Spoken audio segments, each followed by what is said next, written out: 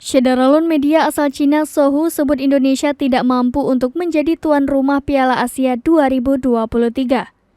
Hal itu disampaikan melalui sebuah artikel yang mengkritik sejumlah negara Asia yang tak mau jadi tuan rumah Piala Asia 2023. Seperti dikutip dari bolasport.com, Sohu merilis artikel berisi kritikan untuk sejumlah negara Asia yang menolak jadi tuan rumah pada event terbesar se-Asia itu. Setelah dibukanya hak kepada seluruh negara anggota untuk mengajukan tawaran, hampir tak ada negara yang sanggup. Awalnya, ada 4 negara yang mengajukan diri sebagai calon tuan rumah, yakni Australia, Korea Selatan, Qatar, dan Indonesia. Namun Australia memilih mundur dengan alasan ingin fokus dalam mengincar tuan rumah Piala Asia Wanita 2026. Lebih lanjut, Sohu mengatakan keraguan mereka terkait Indonesia jika terpilih sebagai tuan rumah.